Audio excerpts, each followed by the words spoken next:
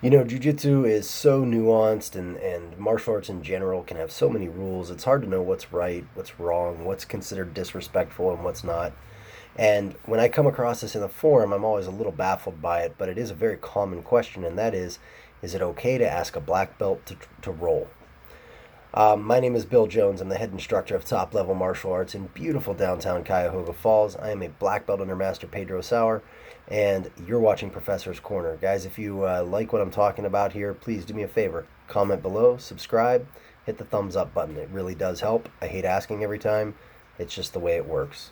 All right, guys, so should you be able to ask a black belt to roll? Well, let me right off the bat say that in my academy, our rule is this: any person can ask any other person to roll. Any person can deny any other person from rolling for any reason. Meaning that you don't have to give a reason, right? You don't have to sit there and try to be like beating around the bush. And, maybe you're not doing it because you're tired and you're done for the day. Maybe you're not doing it because you're injured. Maybe you're not doing it just because you don't like that person. It doesn't matter. You can be like, no, man, not right now.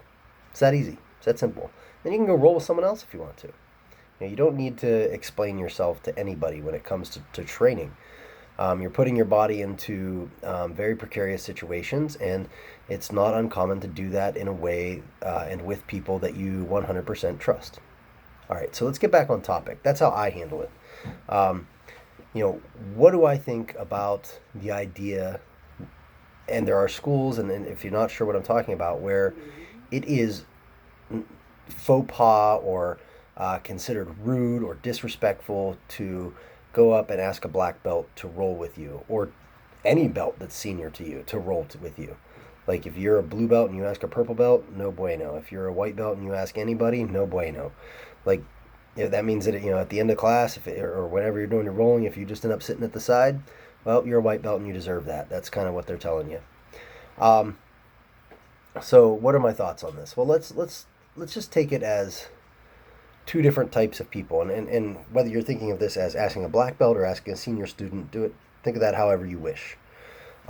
There's two different types of people on your mat. There are students and there are instructors. The students, let's start with them. Why would a student take and the thought process, just so you're understanding, so we're staying on the same page, is that if you go up and ask someone to roll, it's like a personal challenge. Like if you say, hey man, you want to roll, that's you saying, I can beat you, you don't deserve your rank. That's how they look at it. That's why it's considered rude. So with that understanding, let's go back and now look at why I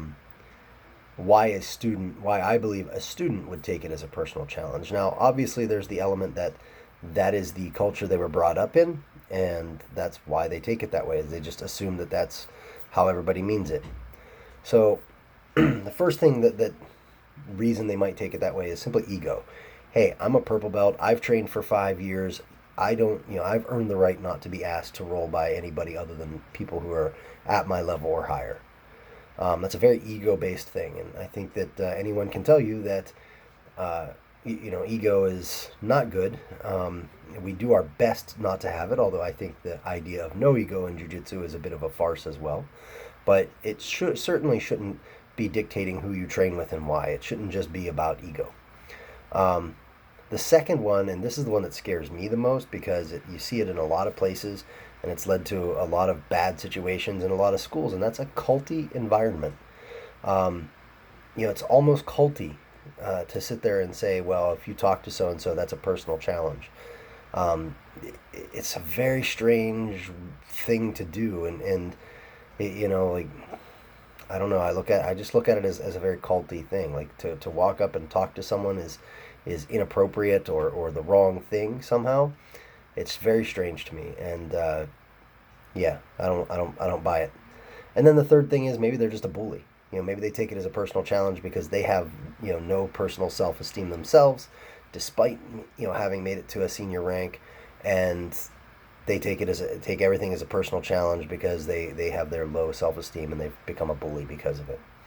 Regardless of the reason, that's why they might take it as a challenge. And if you're one of these people, then prove me wrong. Right below why you take it as a personal challenge when a younger student comes up and asks you to roll. Now, let's put in a caveat. We're not talking about someone who comes up and literally challenges you. They're not saying, hey man, I think I can beat you, bro. No, we're not talking about that. We're not talking about the guy who walks into the academy saying he's going to kick everybody's ass. We're talking about you got a blue belt there, you're a purple belt or you're a black belt or whatever, and they come up to you and they say, hey, professor, you want to train? And then you take it as a personal challenge. So that's two different things we're talking about, and I think it's really important to understand that those are two different problems.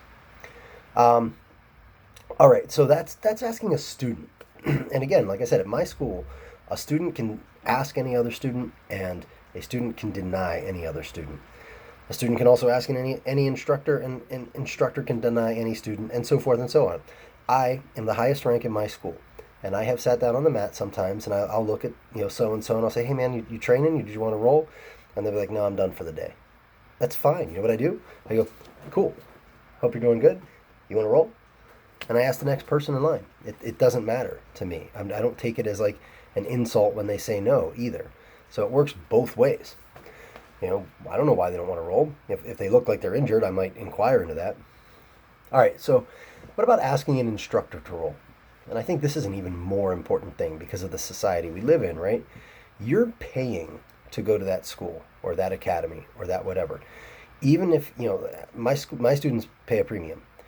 But even if you're at a school, like a club environment, or maybe you're just on a college campus and it's just like, hey, bring $10 every time you come or something like that, you're paying for the right to be there. And that includes all the services that go along with. You're not just paying to sit in a class, you're paying to get better at jiu-jitsu, right? So it's my opinion that if an instructor who you're paying then looks at you and says, you don't have the right to talk to me or ask me anything, they are ripping you off. I mean, that's just how I feel about it. Now, with that said, if the instructor's, done for the night or whatever, and you missed the boat or you didn't ask, and then, they're walking off the mat, and then you come up to them and you're like, hey, I wanted to ask you a question about this. And at that point, they're like, hey, man, can you hit me up tomorrow or can, whatever, then I think that's fine. But if you go up to your instructor, they're on the mat, they're training, they're clearly out there doing stuff with you, and they're valuing their own training over yours, that's a problem. That's a problem. Especially, this is a person who's being paid to be on the mat. Like, they're being paid. They're at your behest at that point. So I think it's a very important thing. Now, the instructor might be there on their own time and training, and I think that you do need to be respectful of that. Like, so let's say the classes go from 5 to 7 or whatever, and you notice that they're there at 4 o'clock training with maybe some buddies off to the side or whatever, and you try to go and interrupt that. I think they have every right to say, hey man, you know what, I'm not on the clock yet, or however their system works. Do you mind asking me during class or something of that nature? But it should never be like a, hey, don't talk to me, I'm your senior, or something like that. It just doesn't work. Like, that doesn't make any sense.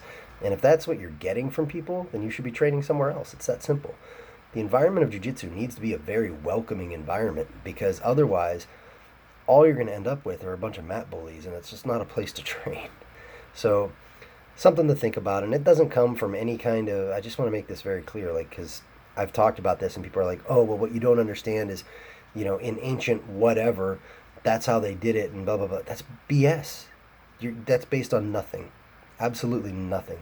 The closest that comes to being based on is that the samurai were a class of citizen back when there were citizen classes, and it certainly was faux pas for a lower class to maybe address a higher class, but that has nothing to do with the way you interact in the academy among your peers. Nothing whatsoever. And I don't care whether they're a black belt or a white belt, they are your peer, and it's important to treat them as such. So that's my take on it. Guys, if you have any questions about what I'm saying, or if you have your own opinions, I'd love to hear them. Let me know below. Just throw it down in the comments. This is Professor's Corner, and I'll talk to you later.